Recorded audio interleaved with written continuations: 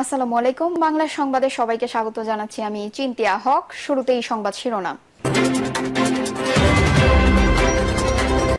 ভারতকে বাস্তবতার নিরিখে সম্পর্ক বিনির্মাণের বার্তা পররাষ্ট্র উপদেষ্টার।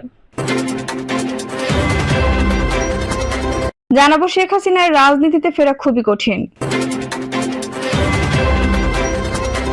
জানাবো একের পর এক যা ঘটছে তা কি স্বাভাবিক, এবং সর্বশেষ জানাবো দক্ষিণে হালকা বৃষ্টির আভাস, শীত কিছুটা বাড়তে পারে। দর্শক শুনছিলেন সংবাদ শিরোনাম, এখন বিস্তারিত।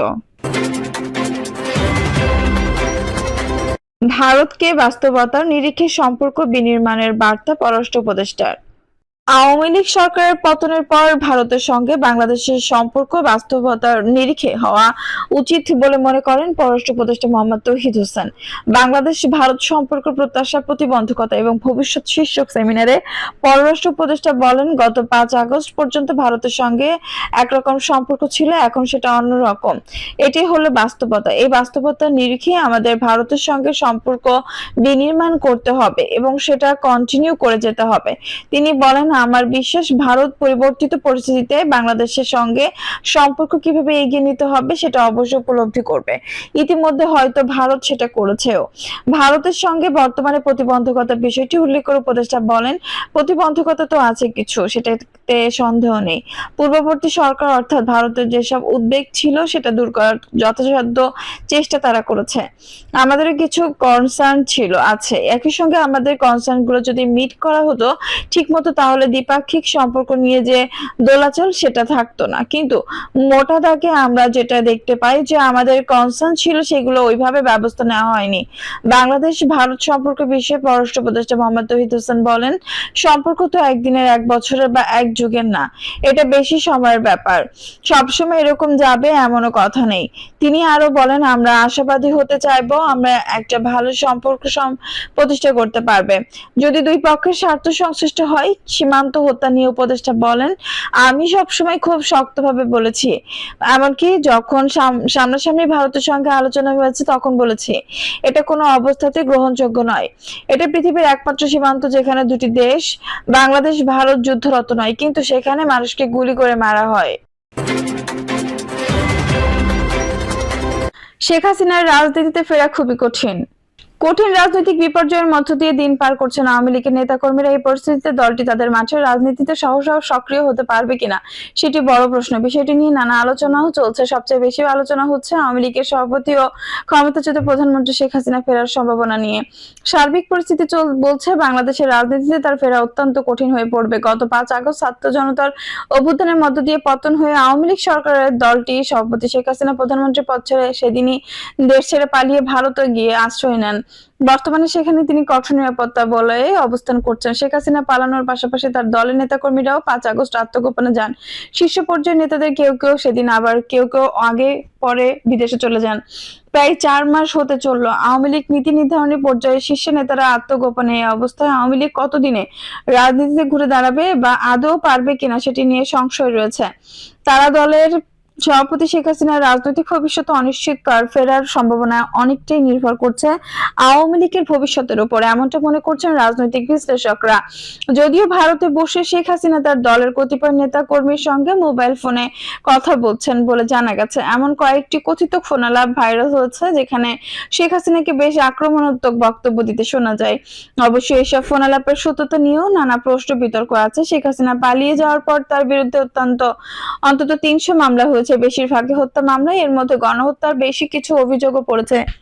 হাসিনা নিজের গড়া আন্তর্জাতিক অপরাধ ট্রাইব্যুনালে দেশের মানুষের মধ্যেও শেখ হাসিনা ও তার দলের নেতাকর্মীদের উপর তীব্র ক্ষোভ রয়েছে। বিভিন্ন দিক থেকে ইতিমধ্যে আওয়ামী লীগের রাজনীতি নিষিদ্ধেরও দাবি উঠেছে। সার্বিক বিবেচনায় আওয়ামী লীগের নিজের ভাবমূর্তি পুনরুদ্ধার শেখ হাসিনার জন্য প্রায় অসম্ভব। যদি সম্ভব হয় সেটা সময়ের উপর নির্ভর করবে বলে মনে করেন রাজনীতি বিশ্লেষকরা। পাশাপাশি শেখ হাসিনার বয়সও আলোচনা রয়েছে।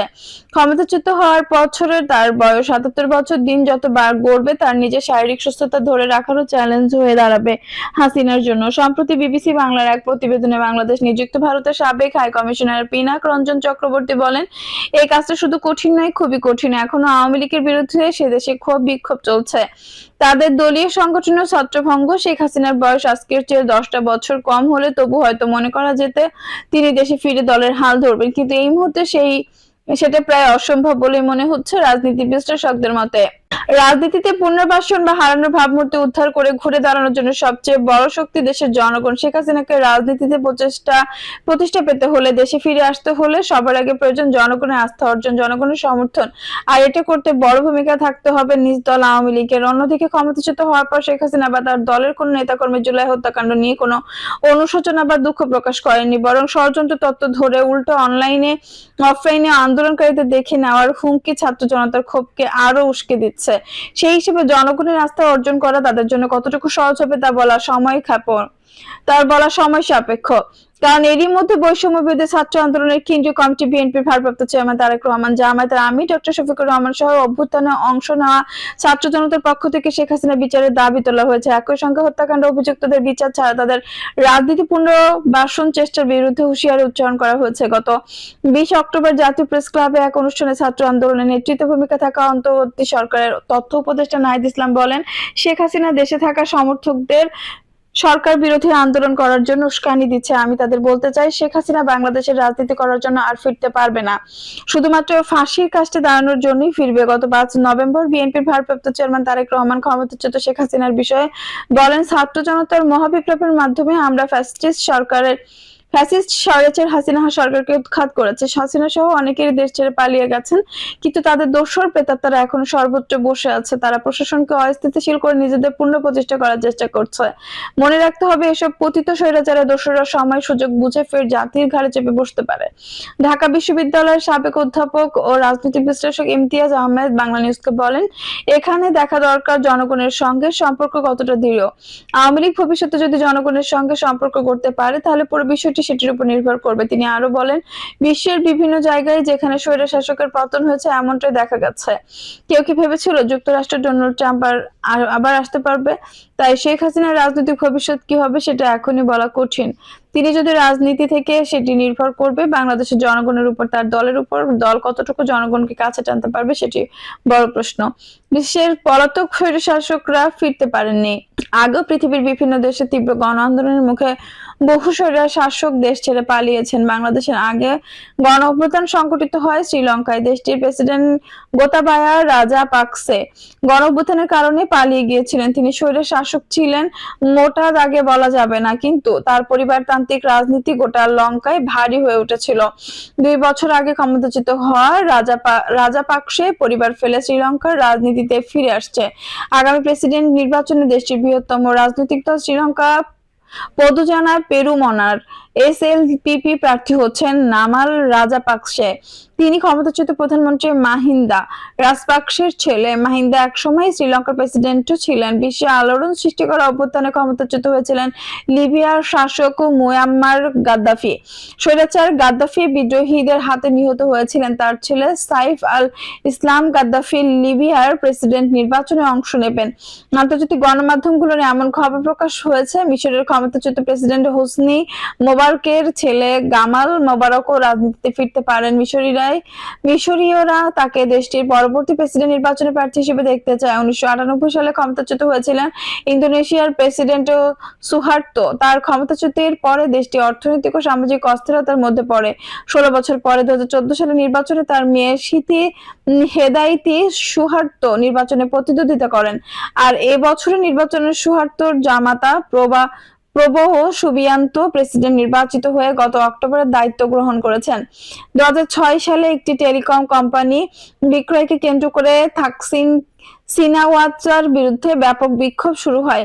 ওই বছরই থাইল্যান্ডের থাকসিনকে ক্ষমতাচ্যুত করে দেশটির সেনাবাহিনী তাকে ও তার দলকে 5 বছরের জন্য নিষিদ্ধ করা হয় থাইল্যান্ডে। পরবর্তীতে দেশটির প্রধানমন্ত্রী হিসেবে নির্বাচিত হন থাকসিনের মেয়ে পেতাংতান সিনাওয়াত্রা। এইসব ঘটনা বিশ্লেষণে দেখা যায় যেসব দেশে স্বৈরশাসকের জন্ম হয়েছিল তার পতনও হয়েছে। অনেকে ফিরে আসতে না পারলেও তাদের পরিবারের কেউ না কেউ রাজনীতিতে এসেছেন। শেখ হাসিনার ছেলে জয় যুক্তরাষ্ট্রের বাসিন্দা, মেয়ে পুতুল রাজনীতি করেন না। হাসিনার বোন শেখ রেহেনার রাজনীতিতে প্রত্যক্ষভাবে জড়িত নন। তার মেয়ে টিউলিপ যুক্তরাজ্যের সংসদ সদস্য। ছেলে ববি যুক্তরাজ্যে জন্ম নিয়েছেন। তিনি বাংলাদেশের বিভিন্ন কাজে যুক্ত, তবে তাকে রাজনৈতিক অঙ্গনে দেখা যায়নি। রেহেনার ছোট মেয়ে আজমিনা সিদ্দিকী রূপন্তী লন্ডনে কন্ট্রোল রিস্কস নামে একটি প্রতিষ্ঠানে গ্লোবাল রিস্ক অ্যানালাইসিস সম্পাদক হিসেবে কাজ করছেন। তাই বাংলাদেশের রাজনীতিতে শেখ হাসিনার বেলায় কি হয় সেটি ভবিষ্যৎ নির্ধারণ করবে বলে মনে করেন দেশের রাজনৈতিক বিশ্লেষকরা। দর্শক, এই ছিল এখনকার সর্বশেষ সংবাদ। নিউজটি ভালো লাগলে অবশ্যই একটা লাইক দিন, কমেন্টে আপনার মূল্যবান মতামত জানান। সবসময় আমাদের পাশে থাকতে সাবস্ক্রাইব করে বেল বাটনটি অন করে রাখুন। ধন্যবাদ।